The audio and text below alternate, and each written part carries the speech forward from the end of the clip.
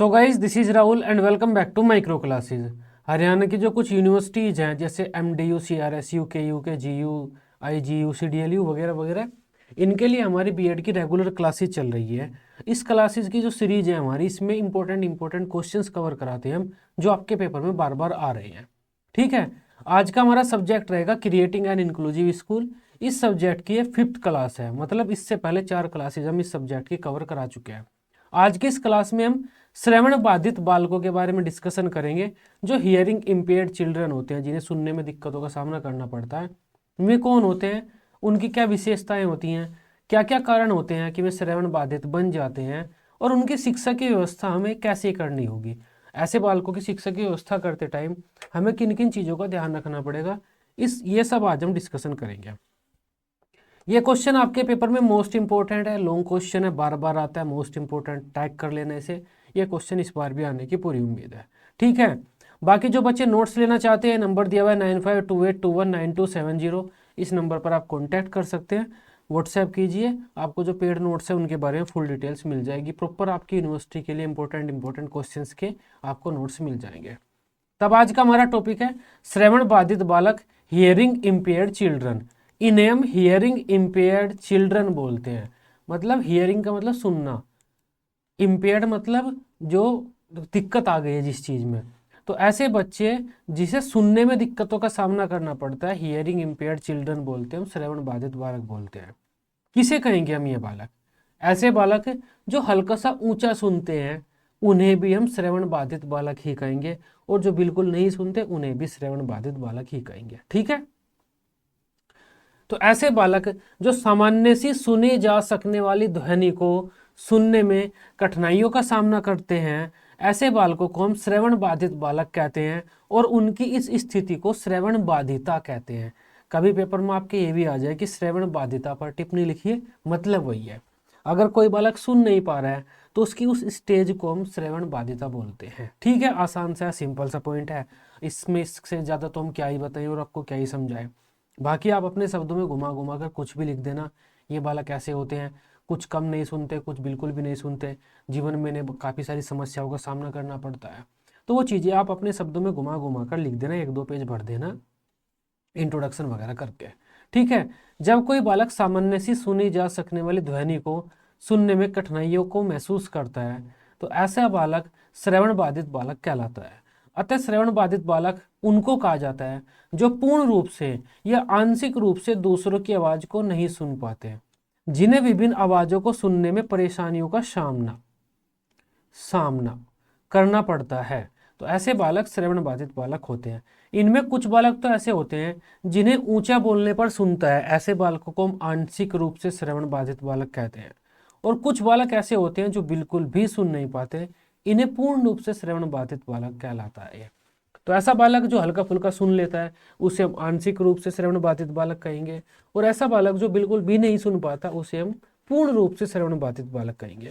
अब देखो, हमारे यहाँ समावेशी कक्षा की व्यवस्था है, उसमें आप एक टीचर हैं, तो समावेशी का मतलब होता है एक ही कक्षा में बाधित बच्चे और सामान्य बच्चे सब एक साथ बैठकर पढ़ाई करेंगे।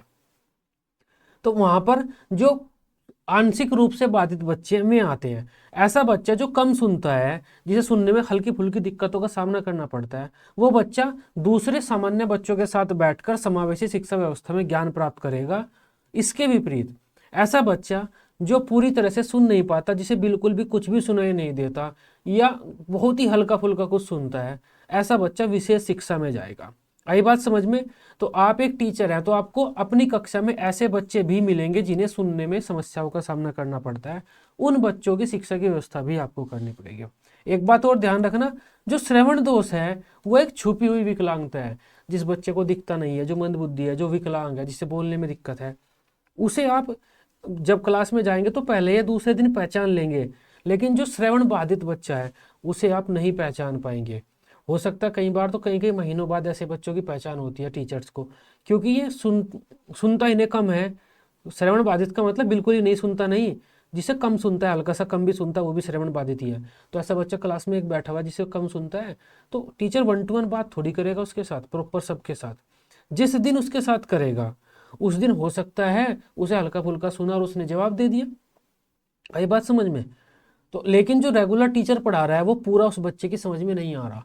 तो ऐसा कई बार होता है कि ये बच्चे शिक्षक की क्लास में होते हैं और उन्हें पता तक नहीं होता, एक एक महीना चला जाता है ऐसे ही।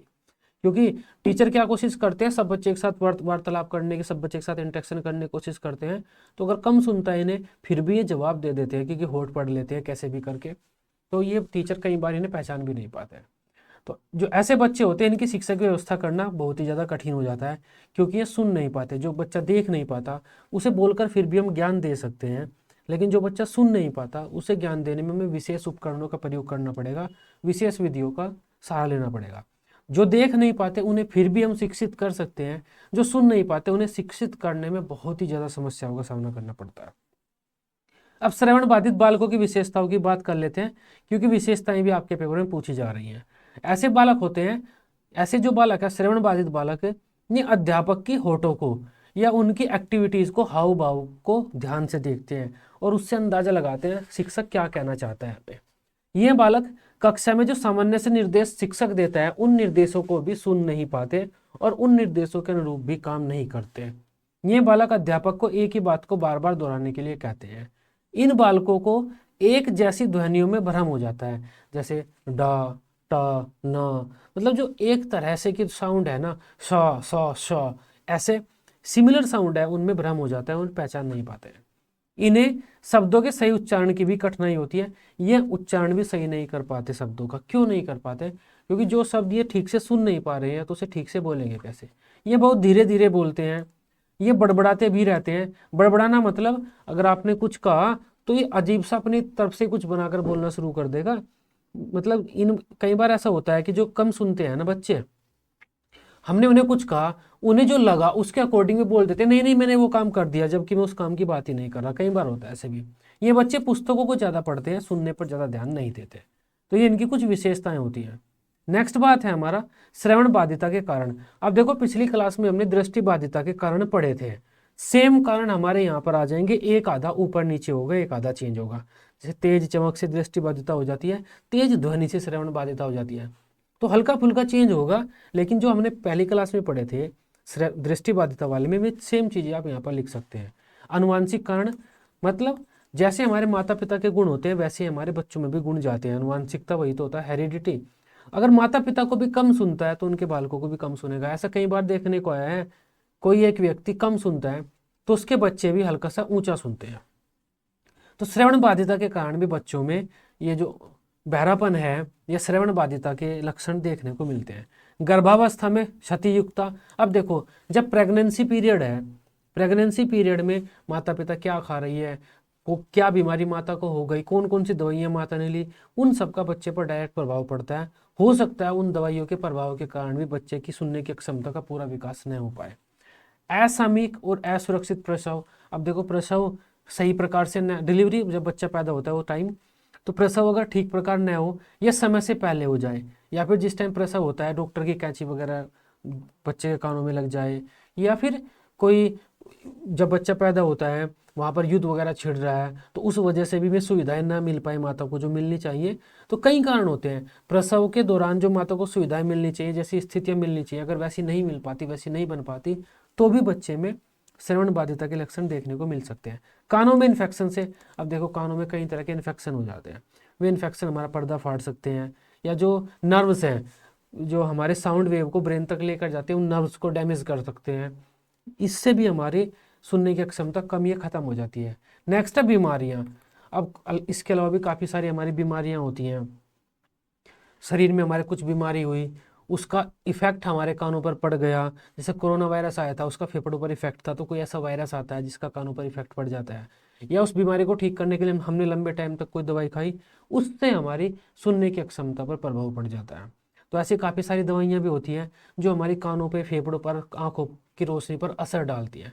तो बीमारियों के कारण भी हमारी सुनने की क्षमता कम हो जाती है। दुर्घटना, कोई एक्सीडेंट हो गया, तेजाब वगैरह कुछ हमारे कानों में चला गया, रोड का एक्सीडेंट हो गया हमारा, कुछ ऐसी चीज़ें हो जाती हैं, या कान खुजा रहे हैं हम, उससे हमारा पर्दा फट गया किसी भी वजह से, तो कोई भी दुर्घटना हमारे साथ घटित होती है तो उससे भी हमारी श्रवण बाधिता हो जाती है। उच्च ध्वनि, अगर लाउड साउंड ज़्यादा तेज़ी से हमारे आ गया ना, देखो अराउंड 60 डेसिबल पर नॉर्मल साउंड होता है, 60 dB पर। अगर 120 से ज़्यादा हम सुनते हैं तो हमारे कानों में चुभेगा, वो दुखेगा। डीजे का साउंड 120 के आसपास होता है। तो अगर इससे लाउड और ध्वनि कोई आ गई तो हमारे कान का पर्दा फाड़ देगी। असंतुलित आहार, जब बच्चा पैदा हुआ है, बच्चे के पैदा होने के बाद उसे नॉर्मल आहार चाहिए, कुछ टाइम तक माता का दूध चाहिए, फिर उसे संतुलित आहार चाहिए जिसमें प्रॉपर विटामिन उसमें हमारे मिनरल्स हो, जो आयरन वगैरह हो, प्रोटीन हो, तो मतलब फैट हो, प्रॉपर चाहिए उसे एक न्यूट्रिशन, संतुलित आहार चाहिए जिसमें हर तरह के पोषक तत्व हो। अगर बच्चे को नहीं मिल पाता तो बच्चे का विकास बाधित हो जाता है और उसका असर उसके कानों पर भी पड़ जाता है। अब इसकी शिक्षा की व्यवस्था देख लेते हैं। अगर ऐसे बच्चे आपके पास क्लास में मिलते हैं आपको, तो आप उन्हें पढ़ाते टाइम किन चीज़ों का ध्यान रखेंगे या कैसे उन्हें आप शिक्षा प्रदान करेंगे? क्योंकि समावेशी शिक्षा व्यवस्था है। देखो, समावेशी शिक्षा में आपको आपकी कक्षा में ऐसे बच्चे भी मिलेंगे जो इंटेलिजेंट है, ऐसे भी मिलेंगे जो मंदबुद्धि हैं, ऐसे भी मिलेंगे जो ठीक ठाक हैं, ऐसे भी मिलेंगे जो सुन नहीं सकते, ऐसे भी मिलेंगे जो देख नहीं सकते, ऐसे भी मिलेंगे जो ठीक से चल नहीं सकते। तो हर तरह का बच्चा आपको अपने स्कूल में देखने के लिए मिलेगा। हर प्रकार के बच्चों को कैसे पढ़ाना है उस तरह से ट्रेनिंग लेकर आपको जाना है। तो श्रवण बाधित बालकों को आप कैसे पढ़ाएंगे? हम इन बातों का ध्यान रखेंगे ऐसे बालकों को पढ़ाते टाइम। सबसे पहले तो श्रवण उपकरण, उनका इलाज वगैरह कराएंगे, यहाँ पर वो भी लिख सकते हैं आप, उपचार, कानों का इलाज वगैरह कराएंगे, डॉक्टर से बात करेंगे और उसका प्रॉपर इलाज कराएंगे। ये भी हेडिंग आप जोड़ना चाहें जोड़ सकते हैं। नेक्स्ट है श्रवण उपकरण। ऐसे ऐसे उपकरण आ गए हैं जो बच्चों की सुनने में मदद करते हैं। तो जितने भी यथासंभव उपकरण है वे हम बच्चों को प्रदान करने का प्रयास करेंगे। नेक्स्ट है उचित वातावरण। बच्चों को पढ़ने का वैसा वातावरण प्रदान करेंगे हम। ऐसे बच्चों को शांत वातावरण चाहिए, क्योंकि ये ध्यान से कोई आवाज़ सुनते हैं। अगर हम टीचर की कोई बात ध्यान से सुन रहा हूँ मैं और बच्चे भी किचर किचर किचर किचर कर रहे हैं, तो श्रवण बाधित बच्चा टीचर के साउंड को सेपरेट नहीं कर पाता।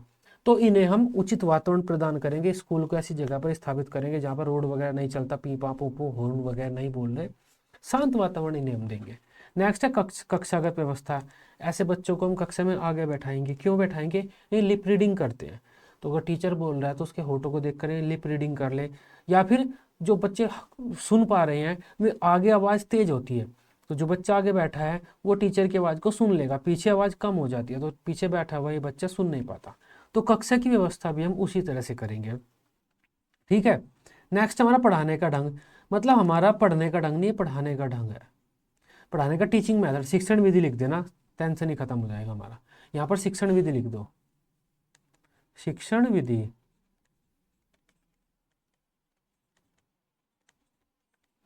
अब शिक्षण विधि में क्या होता है, हम ऐसी ऐसी शिक्षण विधियों का प्रयोग करेंगे जिनमें बच्चे देखते हैं। डेमोन्स्ट्रेशन मेथड हो गया, प्रयोगशाला विधि हो गया, हमारा करके सीखना हो गया। तो इस तरह से जो लर्निंग बाय डूइंग, इस तरह के जो मेथड होते हैं जिसमें बच्चों को सुनना कम पड़े, बच्चे देख कर या फिर करके सीखें, उन शिक्षण विधियों का हम ज़्यादा प्रयोग करेंगे। चिन्ह भाषा, ऐसे बच्चों के लिए हम कक्षा में चिन्ह भाषा का प्रयोग करेंगे। जो चीज़ मैं बोल रहा हूँ उसे हाथों के द्वारा प्रेजेंट भी करूँगा।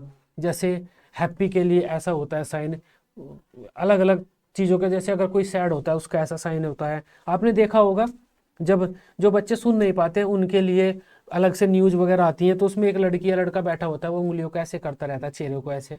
तो उसका मतलब क्या है, वो हमने साइन लैंग्वेज, चिन्ह लैंग्वेज, तो हम साइन लैंग्वेज बच्चों को सिखाएंगे और टीचर भी खुद सीखेगा। तो जब हम नॉर्मल बात बच्चों को बताएंगे तो साइन लैंग्वेज का भी यूज करेंगे। इससे जो बच्चे सुन नहीं सकते वे हाथों को देखकर हमारे वो बात समझ लें जो टीचर बताना चाहता है।